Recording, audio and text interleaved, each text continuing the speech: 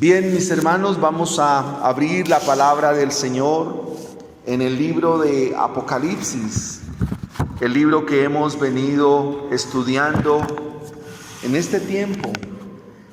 Ya hoy entramos a estudiar la sexta iglesia, la sexta congregación local a la cual el Señor va a dirigir su palabra en esta mañana. Y también la dirigirá a nosotros. Y gracias al Señor por su bendita palabra. Alguien dijo que el amor, según Dios, consiste en buscar el bien y la felicidad de aquello que se hace objeto de ese amor. Eso significa que cuando Dios decidió amarnos, nos hizo objetos de su amor, y por ese amor buscó en nosotros o hizo de nosotros el verdadero bien y la verdadera felicidad. Cuando un creyente tiene ese mismo entendimiento y tiene exactamente la misma comprensión de lo que significa el amor de Dios, entonces debe procurar exactamente lo mismo, hacer de su hermano, hacer de quien está a su lado, hacerlo objeto de su amor. Tú y yo estamos en la iglesia para hacer de nuestros hermanos objetos de nuestro amor. Eso significa que tú, hermano amado, eres el objeto de mi amor. Eso significa, amada hermana, que tú eres el objeto de mi amor. Eso significa, queridos niños, que ustedes son el objeto de mi amor. Y eso también significa que yo para ustedes soy objeto de su amor. ¿Por qué? Porque ese es el amor que Cristo ha derramado en mi corazón. Ese es el amor que Cristo ha derramado en sus corazones. Y ese amor debe llevarnos a vivir en la verdadera felicidad, en el verdadero bienestar. Un bienestar que comenzó el día que nos convertimos al Señor o que vinimos al Señor en arrepentimiento y fe, pero que no termina hoy, sino que estará eternamente. Ese amor nos debe llevar como hermanos a buscar el bienestar y la bendición y felicidad de la iglesia. Eso es lo que significa la palabra Filadelfia. La palabra adelfo en griego es hermano, y filo significa amor. ¿Cómo se llamaba un hermano en el primer siglo? Se le decía Adelfo. Y filo o filo significa amor, amor de hermanos. La palabra Filadelfia significa amor fraterno o amor de hermanos. Ese es el nombre de la iglesia que en el día de hoy estaremos considerando en el texto de Apocalipsis capítulo 3, versículo 7 al versículo 13. Y si usted puede mirar al final del versículo 9, hay una de las expresiones más lindas del libro de Apocalipsis. Mire por favor el versículo 9. Yo te he amado. ¡Qué frase tan hermosa! Yo te he amado. Es una frase que se resalta. Y la pregunta, ¿cuál es la causa de nuestro amor fraterno? ¿De dónde viene el amor fraterno de la iglesia? Pues la causa de ese amor fraterno es el amor eterno de Cristo, el amor salvífico de Cristo, el amor compasivo, tierno, amoroso de nuestro Señor Jesucristo. Yo te he amado.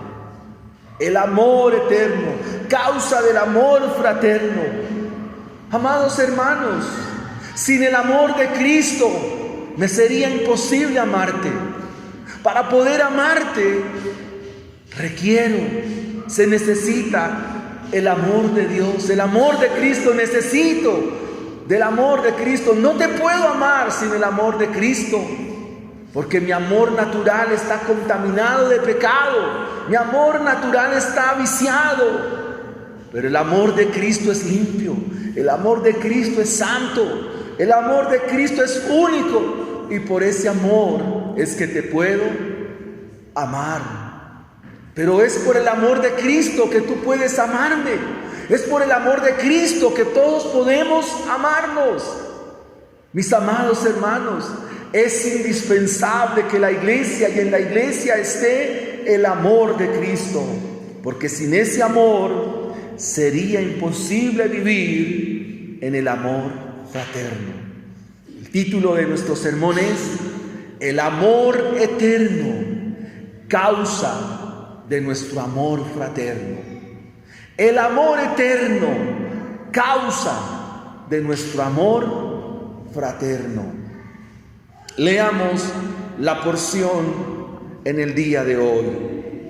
Escribe al ángel de la iglesia en Filadelfia: esto dice el santo, el verdadero, el que tiene la llave de David, el cual abre y ninguno cierra, cierra y ninguno abre. Yo conozco tus obras. He aquí he puesto delante de ti una puerta abierta, la cual nadie puede cerrar. Porque aunque tienes poca fuerza, has guardado mi palabra y no has negado mi fe.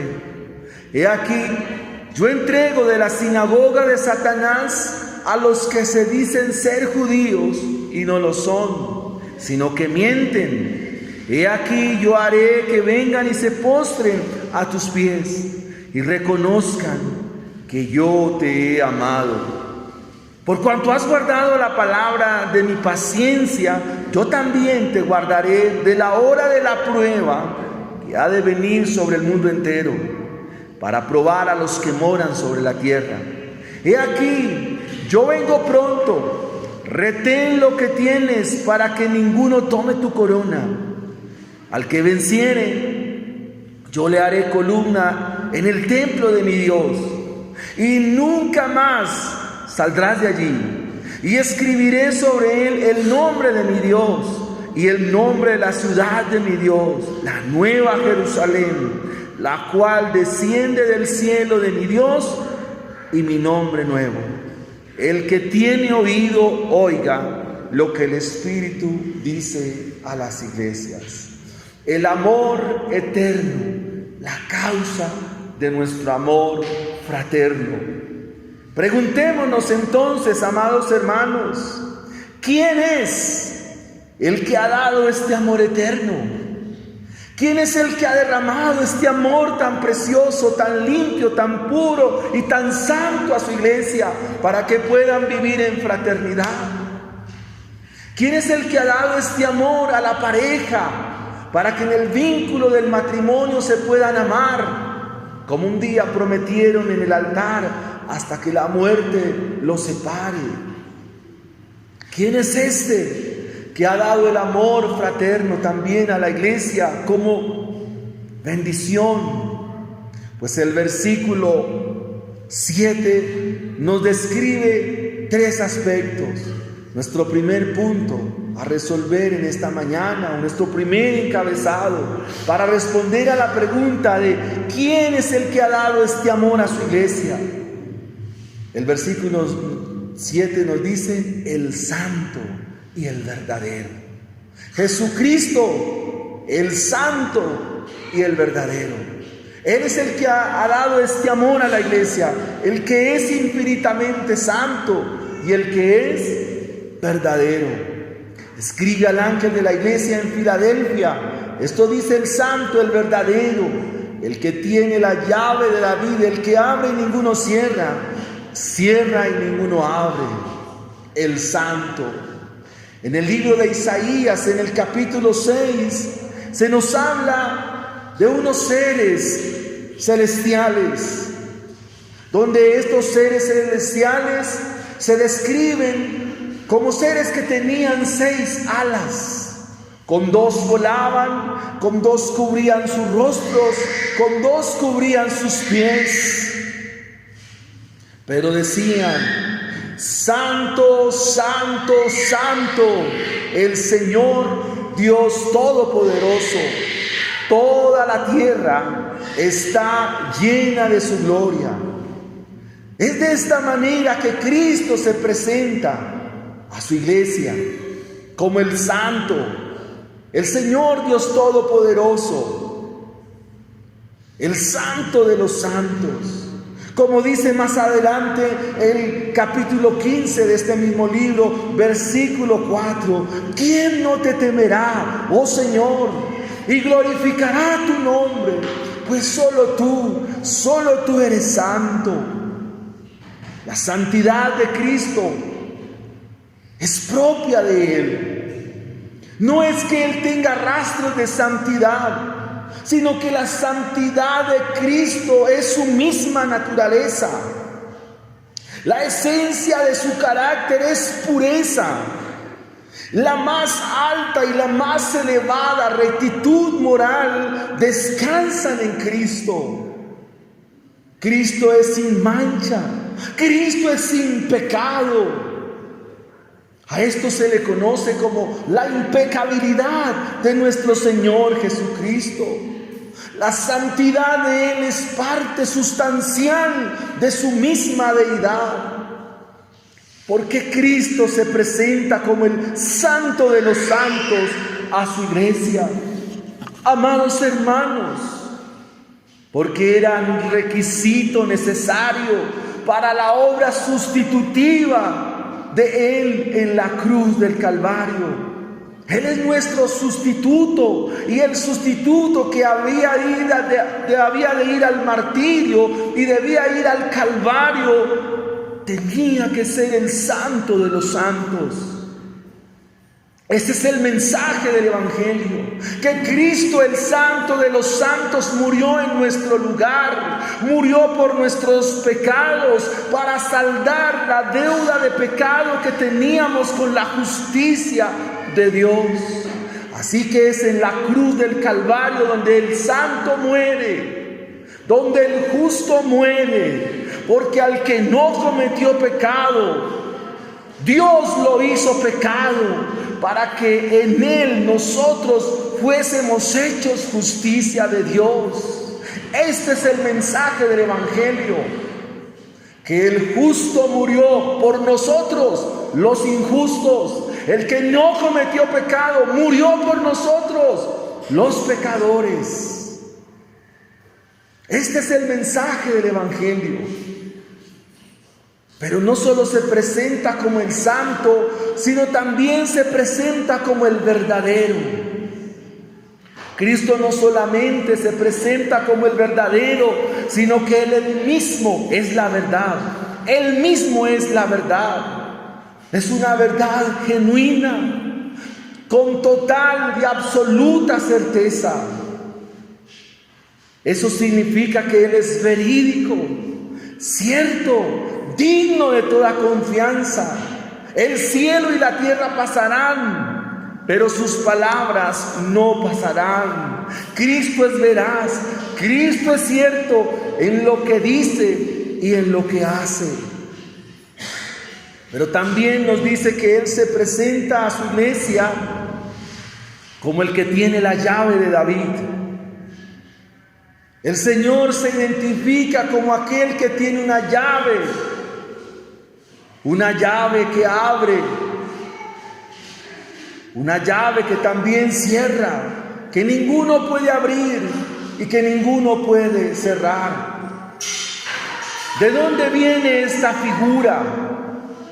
En el libro de Isaías capítulo 22 versículos 20 al 23 se nos dice: en aquel día llamaré a mi siervo Eliaquim, hijo de Hilcías, y lo vestiré de vestiduras Lo ceñiré de talabarte y entregaré en sus manos toda potestad, y será padre al morador de Jerusalén y a la casa de Judá. Y pondré la llave de la casa de David sobre su hombro, y abrirá y nadie cerrará, cerrará y nadie abrirá. Y lo hincaré como clavo en lugar firme, y será por asiento de honra a la casa de su padre. ¿Qué significa la llave en este contexto? O en el contexto de las Escrituras. La llave, amados hermanos, es la predicación del Evangelio. Cuando se nos menciona aquí que el Señor es el santo, el verdadero, y el que tiene la llave de David, se nos indica que su mensaje es cargado de toda santidad. El Evangelio es santo, el mensaje es santo, pero es un mensaje que está llamando continuamente a los pecadores. Es un mensaje cierto, verídico, y que es la condición. Creer a este mensaje es la condición o la llave que te abre la entrada al reino de los cielos. Es la llave que te da la entrada al reino de Jesucristo. Aquí el reino de Dios se describe por medio de una ciudad. Se llama la ciudad de David. Permítanme indicarles cuál era la función de Eliaquim. Eliaquim era un siervo y el principal administrador de la casa de Judá en tiempos del rey Ezequías. Era el principal mayordomo y tenía toda la autoridad para cerrar y abrir, y tenía la plena potestad del rey para dejar entrar a la ciudad de David, que es Jerusalén. Por eso se nos menciona aquí esta figura tan importante. Así que, mis amados hermanos, la llave es el mensaje del Evangelio, un mensaje santo, un mensaje puro, porque quien lo dio o quien lo determinó es santo, quien lo dio es puro. Pero al mismo tiempo, mi hermano, es el requisito indispensable para entrar al reino de los cielos. Esto ya nos describe por qué el Señor se presenta así a su iglesia. La llave es el mensaje del Evangelio, cierto, lleno de certeza, óigase bien, y digno de toda confianza. Por creer en este mensaje se entra a la Jerusalén celestial, que es la misma ciudad de David. Y debo recordarles, amados hermanos, que el nombre de David hace referencia más al Mesías, a Cristo Jesús. En este mismo libro, Apocalipsis 21, del 1 al 2, se nos dice: vi un cielo nuevo y una tierra nueva, porque el primer cielo y la primera tierra pasaron, y el mar ya no existía más. Y yo, Juan, vi la santa ciudad, la nueva Jerusalén, descender del cielo de Dios, dispuesta como una esposa ataviada para su marido.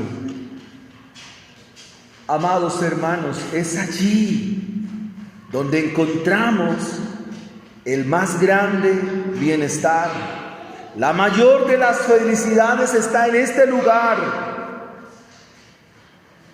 La ciudad en este contexto tiene que ver con fe y con morar allí y habitar allí. El autor a los Hebreos nos dice que Abraham esperaba una ciudad cuyos fundamentos y arquitecto y constructor es Dios.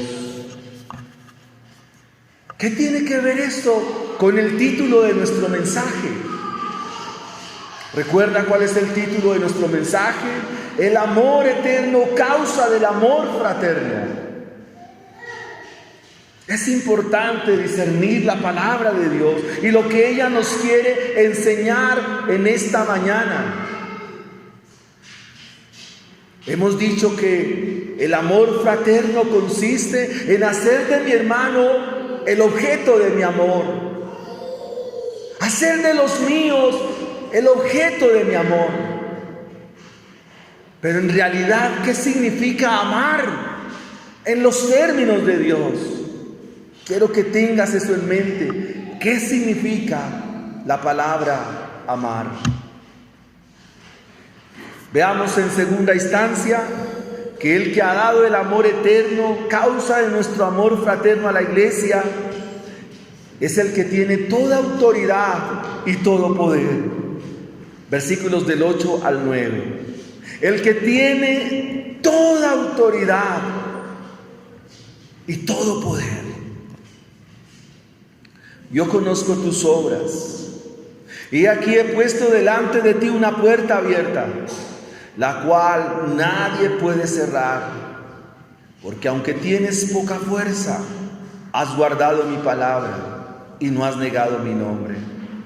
He aquí yo entrego en la sinagoga de Satanás a los que dicen ser judíos y no lo son, sino que mienten. He aquí yo haré que vengan y se postren a tus pies y reconozcan que yo te he amado. La ciudad de Filadelfia, donde está ubicada esta iglesia local del Asia Menor, se encuentra a 45 kilómetros de Sardis, construida sobre una región volcánica. En el año 17 del primer siglo de la era cristiana sufrió un terremoto, lo cual le obligó a reconstruirla. Esta ciudad probablemente fue fundada por un rey de Pérgamo, el rey Eumenes, y la llamó Filadelfo en honor a su hermano Atalo II. Era un hermano y quiso honrarlo colocándole el nombre Filadelfo. De ahí el nombre de Filadelfia. Es una ciudad donde vivía una fuerte colonia de judíos que hacían fuerte oposición al Evangelio, como hasta el día de hoy lo hacen muchos. Lo significativo de esta ciudad es que por su ubicación era una puerta abierta para la expansión del helenismo o la cultura griega. Esa es una característica importante y principal de lo que nos enseña el mensaje en esta mañana. En el versículo 9 se nos dice, versículo 8 se nos dice, yo conozco tus obras. El Señor le está indicando a la iglesia que Él conoce su modo y forma de vida. Su modo y forma de vida cristiana. Y eso nos habla en esta iglesia de algo muy importante. Que lo que los hermanos creían en cuanto a su fe eran coherentes en cuanto a las acciones que ellos vivían. Es decir, había una consistencia entre su fe y lo que hacían. No era algo distinto, o sea, no creían una cosa y vivían otra. Todo lo contrario. Cuando el Señor dice, yo conozco tus obras, está diciendo, yo conozco tu modo y forma de vida, y está refiriéndose a que ellos son consistentes en su fe. Son consistentes en lo que Él demanda de todos aquellos que creen al Evangelio. Luego les dice, ustedes han guardado mi palabra, no han negado mi nombre. El Señor mismo había puesto una puerta, la cual nadie podía cerrar. Nadie puede cerrar. Eso significa que ellos tenían la posibilidad de predicar el Evangelio. Era una gran oportunidad para el campo misionero. ¿Y de dónde se desprendía esto que la iglesia estaba viviendo? Precisamente porque ellos habían guardado su palabra, habían guardado su nombre y no la habían negado. Es una iglesia muy fiel al Evangelio. Es una iglesia muy fiel a la palabra de Dios. Es una iglesia fiel al mensaje del Señor. Es una iglesia que se sumerge en la palabra. Es una iglesia que se sumerge en las Escrituras. Memorizan la Biblia, la estudian. Es una iglesia que está y hace presencia continuamente, porque entienden, amados hermanos, que las palabras de Dios traen vida, que las palabras del Señor alimentan, las palabras del Señor traen ánimo, y eso se rescata en la iglesia a Filadelfia. Amados hermanos, esto tiene que en esta mañana causar impacto a nuestra vida. ¿Cómo es posible que muchos de nosotros no nos sepamos los libros de la Biblia? ¿Cómo es posible que muchos de nosotros nos pregunten dónde queda el profeta Ageo y no lo sepamos? Hace 8 días dijimos, amados hermanos, que cuando una iglesia se aparta de la verdad de Dios, es una iglesia que entra en decadencia. Hemos dicho que cuando una iglesia comienza a separarse de la Biblia, entonces es una iglesia que comienza a morir. Que si ustedes como creyentes se desprenden de la palabra del Señor, terminan como la iglesia de Sardis, en una morgue, muertos, con apariencia de vivos, pero no están más que muertos, amados hermanos. La exaltación o el elogio del Señor para la iglesia de Filadelfia es muy importante. Ustedes han guardado mi palabra. Aquí la palabra guardar significa aquí como cuando tú guardas un tesoro. Es como cuando mis hermanas guardan las joyas, no las dejan en cualquier lugar. No las dejan por ahí donde se puedan perder o alguien las pueda hurtar. Aquí la palabra guardar significa atesorar. Guardar con suma delicadeza, con sumo cuidado el mensaje del Señor.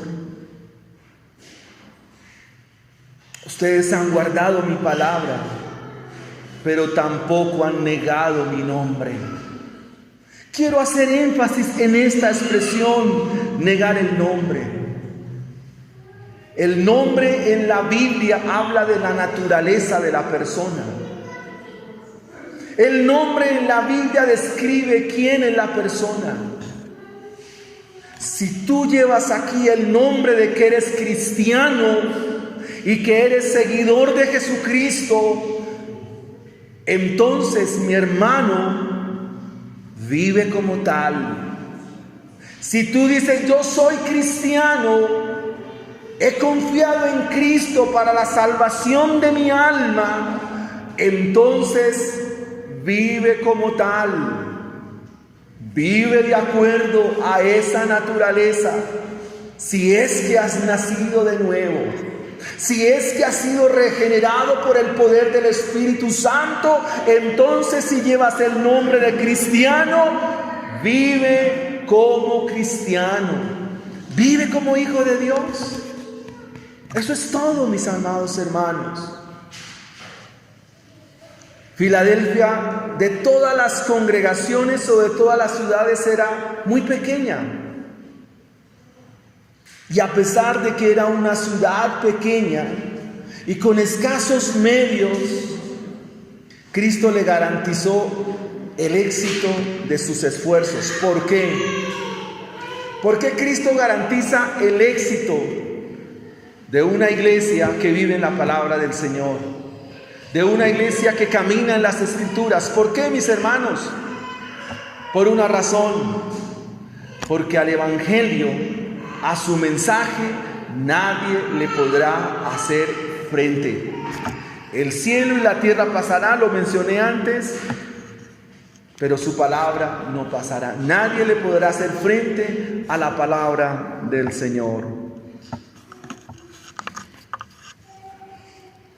Pero aquí hay algo más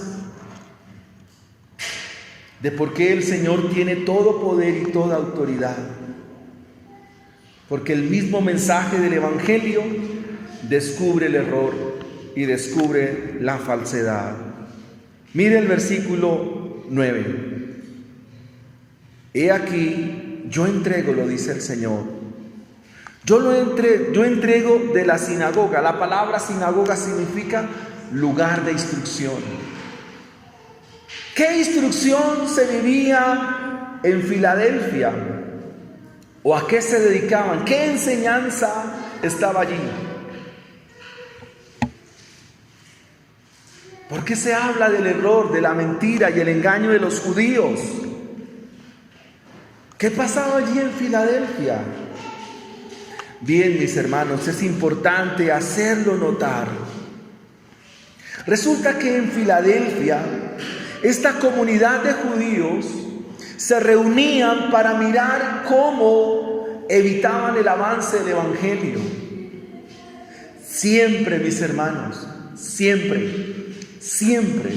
que ha habido una fuerte oposición al Evangelio y a la iglesia, el Evangelio avanza. Lo que voy a decir, hermanos, es probable que a usted no le guste mucho, pero se lo quiero decir.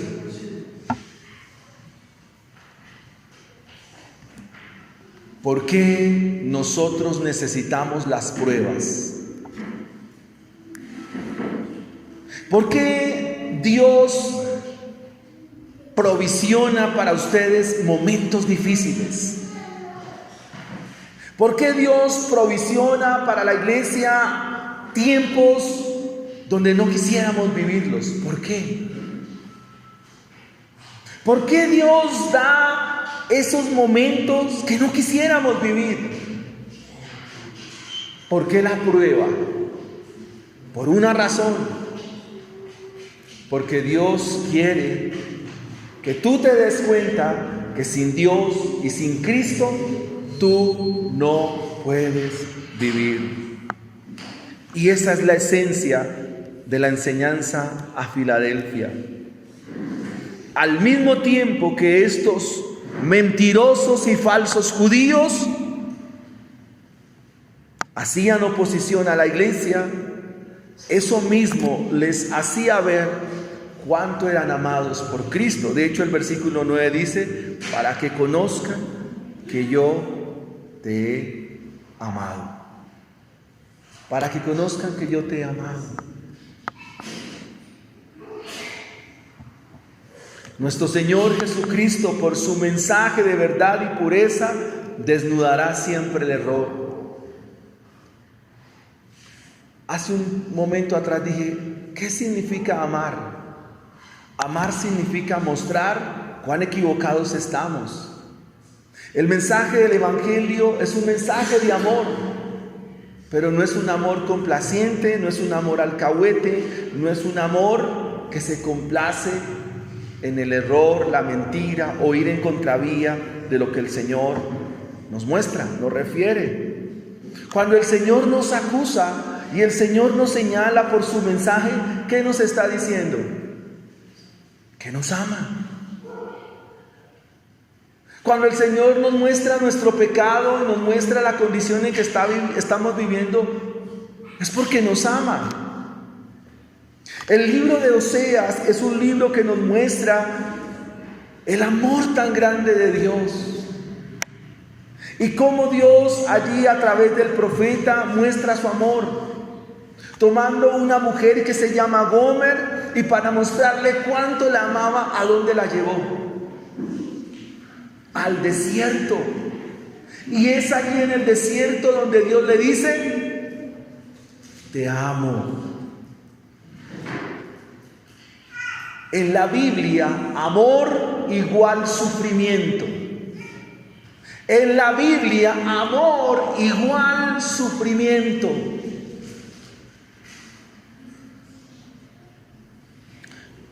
¿Qué hizo Cristo en la cruz?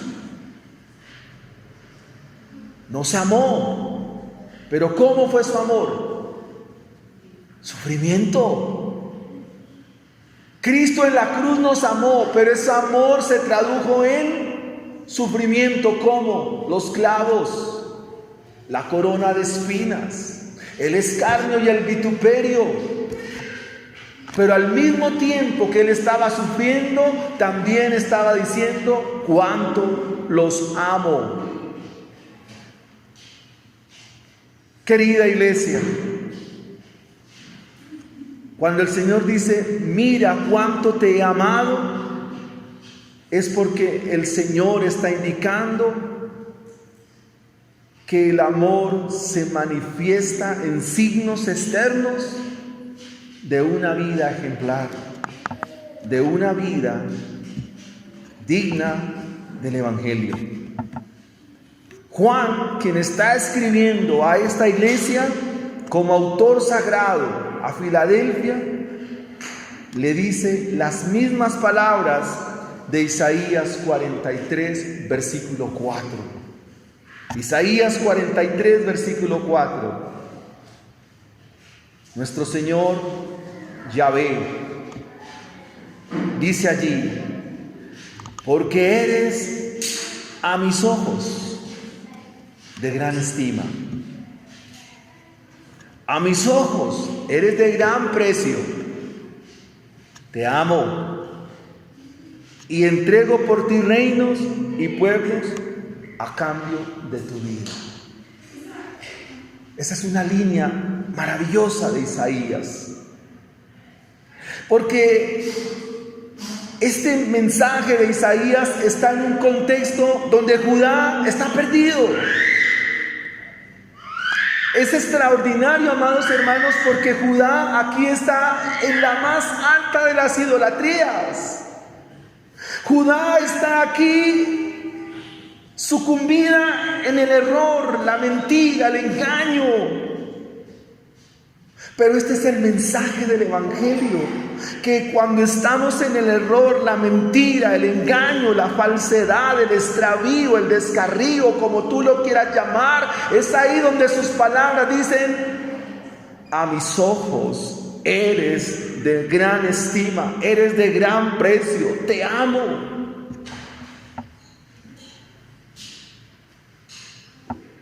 Cuando leía esto, la verdad, digo, ¿cómo merezco ser amado por Dios? No merezco ser amado. Tú no mereces ser amado. Ustedes no merecen ser amados por Dios. No lo merecen. Porque si ustedes se dan cuenta, todos somos infieles, somos pecadores. Nuestra vida cristiana es muy superficial. Nuestra vida cristiana es distante, lejana. Pero aún Dios dice, los amo. Los amo.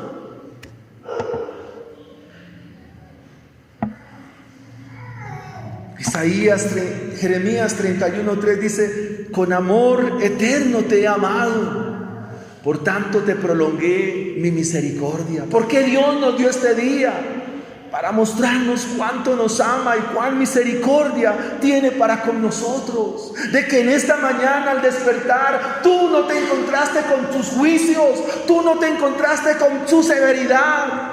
Hoy te encuentras con su misericordia. Cuando desperté, no desperté delante de su justicia. Hoy desperté y pude ver con la luz de la mañana una nueva misericordia. Este quien nos ha amado. Punto número 3. Es el de promesas firmes. El santo, el verdadero, el que tiene la llave de David, también es de promesas firmes. Versículo 10. Por cuanto has guardado la palabra de mi paciencia, yo también te guardaré de la hora de la prueba que ha de venir sobre el mundo entero, para probar a los que no moran, a los que moran sobre la tierra. Cuando la Biblia nos habla de guardar, nos habla de atesorar. Has guardado la palabra de mi paciencia. ¿A qué nos llama el mensaje del Evangelio? ¿A qué nos llama el mensaje de la Biblia? A esperar con paciencia, pero a vivir con constancia en la palabra del Señor. ¿Cuáles son las consecuencias de ello? De vivir en la palabra, de esperar con constancia. ¿Cuáles son las consecuencias? Pues ser guardado de la hora de la prueba. Déjame poner un ejemplo. Dos hombres están en una empresa. Uno es cristiano, el otro no. Los dos son despedidos porque la empresa decidió hacer recorte de personal. El que no es cristiano comienza a renegar de Dios, comienza a hablar escuetamente y comienza a culpar a Dios de la decisión que han tomado en la empresa. Y se llena de tristeza, pero al mismo tiempo de amargura y rabia. El que no es creyente, el creyente, quien confía en Cristo, está triste, sí, claro, por supuesto, pero tiene la confianza y la certeza de que su palabra dice: el Señor es mi pastor, nada me faltará. Esa es la diferencia. En eso es cuando somos librados de la hora de la prueba. Los momentos difíciles siempre vienen. Siempre van a venir noticias que no esperamos. Siempre vendrán situaciones que no las esperábamos. Pero la diferencia, ¿en dónde está? En que el Señor está con nosotros. Que el Señor es bueno. Que el Señor es misericordioso. Y que el Señor siempre nos ha de sostener. Aunque andes en valle de sombra o de muerte, no temerás, porque yo estaré contigo. Aunque andes en valle de sombra, no temerás, yo voy ahí contigo. El Salmo 46, verso 11 nos dice: Jehová de los ejércitos está con nosotros, nuestro refugio es el Dios de Jacob. Él siempre nos librará de la hora de la prueba. ¿Qué le espera a Colombia para los próximos años? Pruebas, dificultades, desierto. Pero, mis hermanos, no importa, confiamos en el Señor. Versículo 11, su promesa firme también sigue viva, hoy más que nunca. Versículo 11, he aquí, yo vengo pronto, retén lo que tienes, para que ninguno tome tu corona. Una vez más, una promesa que se repite a través del Nuevo Testamento: vengo pronto. El libro de Apocalipsis termina diciendo: he aquí, vengo en breve. Y su iglesia dice: amén. Pero mientras el Señor viene, su iglesia debe guardar lo que el creyente ha recibido, lo que el creyente ha sido, en lo que el creyente ha sido instruido, enseñado. Y aquí os he mandado que guarden todas las cosas que os he mandado.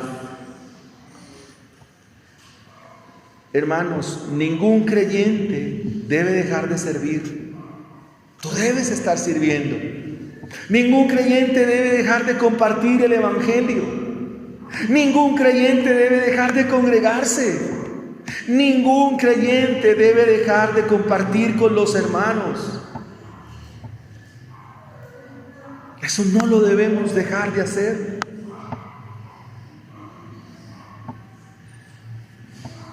En Filadelfia pasaba algo, y es que todos aquellos que vencían y que eran vencedores de las prácticas por los deportes que en ese momento se hacían,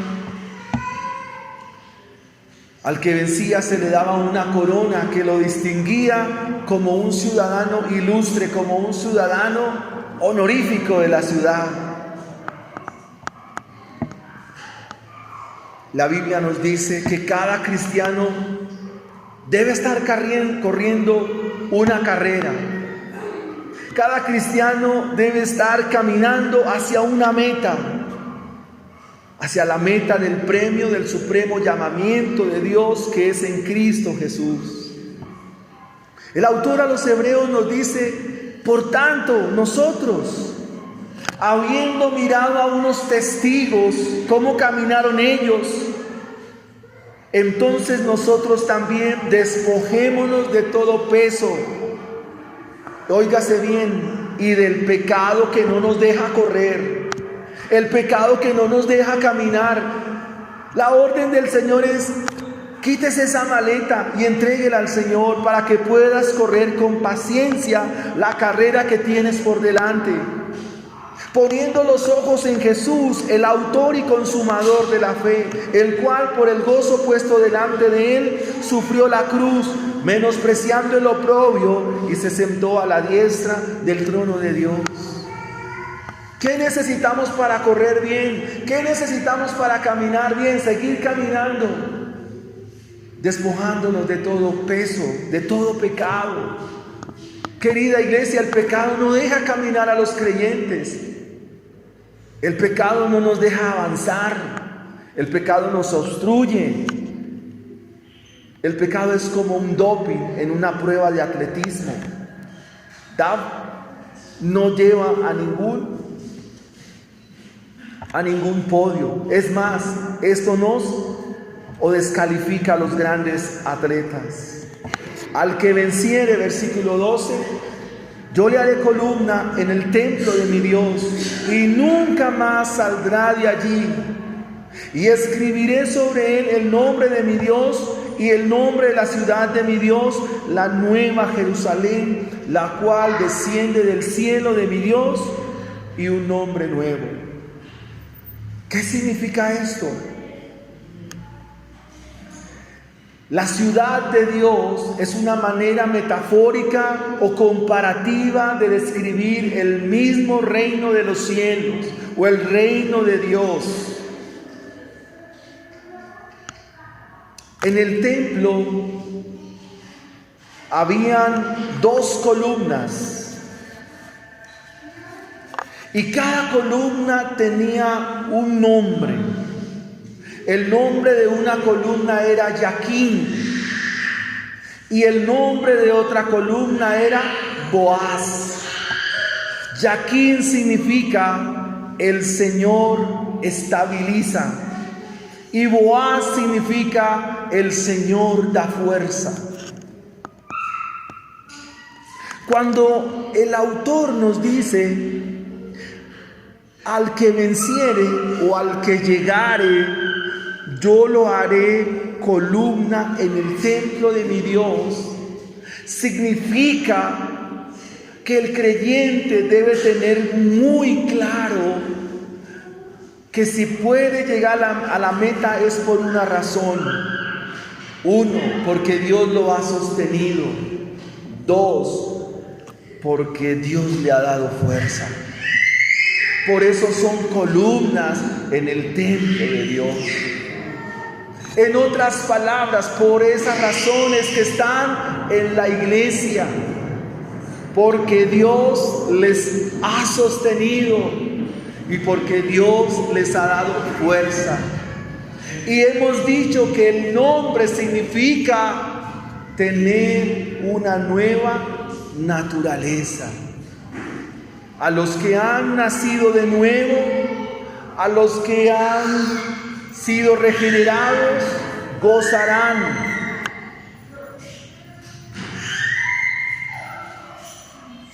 del sustento del Señor. Gozarán de la fuerza del Señor. Quisiera terminar con 4 aplicaciones para ustedes. La primera aplicación la encuentra usted en el versículo 13. Quiero reiterarla como hace 8 días. El que tiene oído, oirá lo que el Espíritu de Dios le ha dicho.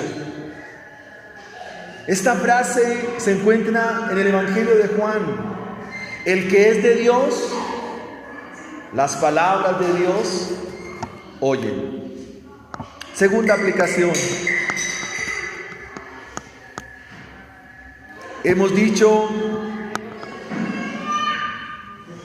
que el amor eterno es la causa del amor fraterno y que estamos llamados a hacer de nuestros hermanos objetos de ese amor, y que por ese amor eterno que ha sido derramado en nuestros corazones debemos mantenernos firmes en guardar la palabra del Señor, llamados a permanecer, llamados a perseverar y llamados a seguir corriendo la carrera de la fe. Estamos llamados a seguir el evangelismo. Estamos llamados a seguir en el discipulado. La puerta se mantiene abierta. Óigase bien lo que voy a decir. ¿Hasta cuándo se mantendrá la puerta abierta para el discipulado y la evangelización? ¿Hasta cuándo? Hasta el mismo momento en que Cristo retorne. Siempre estos mensajes nos están llamando al arrepentimiento. Siempre estos mensajes nos están llamando a que reflexionemos. Siempre estos mensajes nos están mostrando qué estamos haciendo mal. Iniciamos diciendo que hay una llave para entrar a la ciudad de David. Ojo, la ciudad de David, me estoy refiriendo al reino de los cielos. He dicho que la ciudad de David, la nueva Jerusalén, es una forma de describir el reino de Dios. Reino de Dios es igual a vivir en el Evangelio. Vivir en el Evangelio es vivir la vida cristiana, y para entrar se requiere de una llave. Espero que eso haya sido claro en la mañana de hoy. Y mi aplicación va enfocada a lo siguiente: ¿cómo vamos a hacer que nuestros hijos, cómo vamos a hacer que nuestros amigos, cómo vamos a hacer que nuestros allegados entren al reino de los cielos? ¿Cuál es la llave? El Evangelio, la predicación.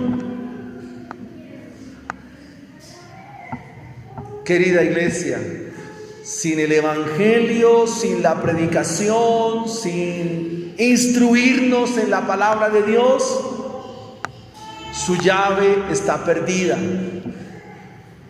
Sus hijos estarán perdidos